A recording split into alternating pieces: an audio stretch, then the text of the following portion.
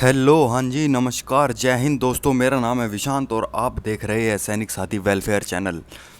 दोस्तों, जैसा कि आपको पता है कि 2024 का बजट है वो हमारी निर्मला सीतारमण जी, वित्त मंत्री जी ने पेश कर दिया है। और इसमें पूर्व सैनिकों के लिए क्या क्या लाभ है वो मैं आज आपके साथ डिस्कस करने वाला हूँ। तो देखते हैं दोस्तों, क्या है पूर्व सैनिकों के लिए इस बजट में लाभ। तो सबसे पहले लाभ के बारे में अगर पहले पॉइंट, बजट 2024 में पूर्व सैनिकों के लिए कई महत्वपूर्ण लाभों की घोषणा की गई है जो उनके जीवन स्तर को सुधारने और उन्हें वित्तीय सुरक्षा प्रदान करने में मदद करेंगे। इन लाभों को विस्तार से समझते हैं।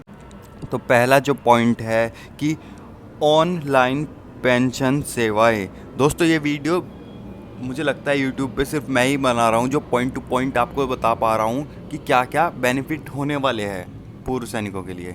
ये और कोई नहीं बताएगा और बता ही नहीं पा रहा होगा, उनके पास डाटा ही नहीं है। ये मैं बता रहा हूँ ना, ये स्पेशली डाटा मैंने वित्त मंत्रालय से मंगवाया कि भाई जो एक्चुअल में जो लिखित में जो दिए गए हैं वो फ़ायदे हैं। ऑनलाइन पेंशन सेवाएं। सरकार ने घोषणा की है कि पूर्व सैनिकों को 4 लाख केंद्रों पर ऑनलाइन पेंशन सेवाएं उपलब्ध कराई जाएंगी। इससे पेंशन प्राप्त करने की प्रक्रिया अधिक सरल और सुगम हो जाएगी। यह कदम पेंशन सेवाओं को डिजिटल रूप से सुलभ बनाकर उन्हें तेजी से और बिना किसी परेशानी के उपलब्ध कराने के लिए उठाया गया है। तो पहला पॉइंट आपको समझ में आ गया। बात करते हैं अब दूसरे पॉइंट की कि वन रैंक वन पेंशन भुगतान OROP का जो भुगतान है, तो ये थोड़ा सा मेरे ख्याल से कट गया है। तो सुप्रीम कोर्ट के निर्देश के बाद सरकार ने लंबित OROP भुगतान को जारी करने का निर्णय लिया है। यह कदम सुनिश्चित करेगा कि पूर्व सैनिकों को समय पर उनका बकाया मिले। OROP सभी समान समी रैंक और समान सेवा अवधि वाले सैनिकों को समान पेंशन प्रदान करते हैं, जिससे पेंशन में होने वाली असमानताओं को दूर किया जा सके। तो बात करते हैं अब हम अगले पॉइंट की, यानी कि कर लाभ, जिसके अंदर कुछ ये 3-4 पॉइंट है, मैं आपको बढ़ के बताता हूँ। पहला जो है कर लाभ।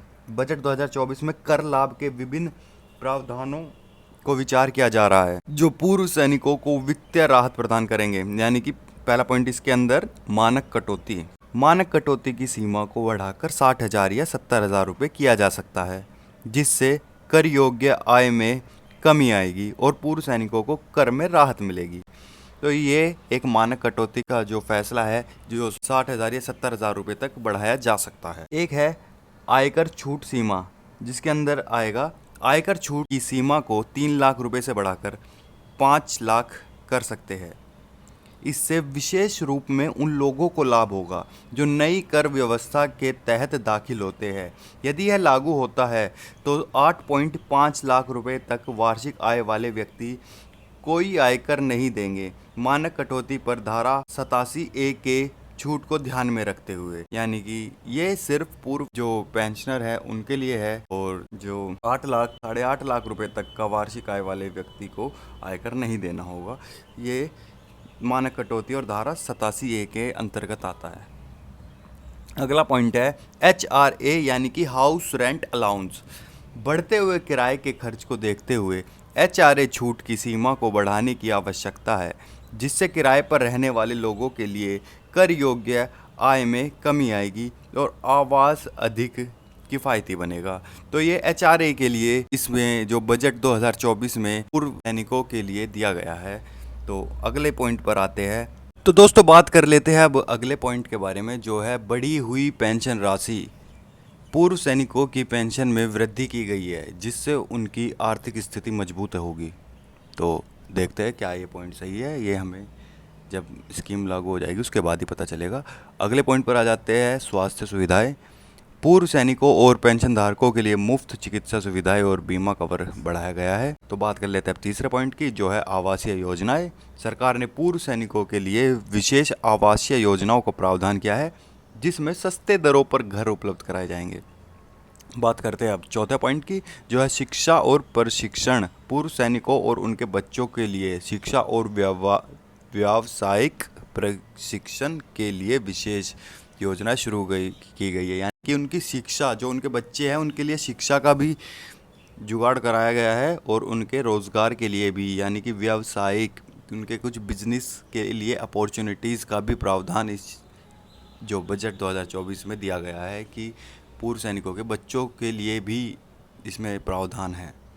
तो ये तो बहुत अच्छी बात है। रोज़गार सहायता, पूर्व सैनिकों को पुनः रोज़गार दिलाने के लिए विशेष योजनाएं लागू की गई है, जिसमें कौशल विकास और नौकरी मेले शामिल है। तो ये भी बहुत अच्छी जो खबर है कि महत्वपूर्ण लाभ में से सबसे महत्वपूर्ण लाभ ये भी है कि पूर्व सैनिकों को पुनः रोजगार दिलाने के लिए विशेष योजनाएं लागू की जाएगी। आर्थिक सहायता, सबसे आखिर जो पॉइंट है आर्थिक सहायता, यानी कि आर्थिक संकट में फंसे पूर्व सैनिकों के लिए आपातकालीन वित्तीय सहायता का प्रावधान किया गया है, यानी कि इमरजेंसी फाइनेंशियल हेल्प की जो मदद इसमें दी जाएगी, आर्थिक सहायता दी जाएगी। तो दोस्तों ये कुछ पॉइंट्स थे जो रिलेटेड थे बजट 2024 में, जो पूर्व सैनिकों के लिए महत्वपूर्ण लाभ हो सकते थे। तो ये सब उन्हीं से रिलेटेड पॉइंट्स थे। तो दोस्तों कमेंट करके आपको बताइए कि आप इनसे खुश है या नहीं है। वैसे तो आप कमेंट करते नहीं हो, लेकिन हो सके तो एक कमेंट कर देना, एक लाइक कर देना। बस मैं चैनल सब्सक्राइब करने के लिए नहीं बोलूँगा, वो आपकी मर्ज़ी है, पर अगर ये वीडियो देखी है तो कर देना बस। जय हिंद दोस्तों, मिलते हैं अगली वीडियो में। और मुझे बताइएगा कि मैं आपको किस चीज़ के बारे में जानकारी दूँ। अब जो बोलेंगे, जिस चीज़ से रिलेटेड बोलेंगे, मैं उस चीज़ से रिलेटेड आपको एक्यूरेट इन्फॉर्मेशन दूंगा। तो मिलते हैं अब अगले वीडियो में। धन्यवाद दोस्तों।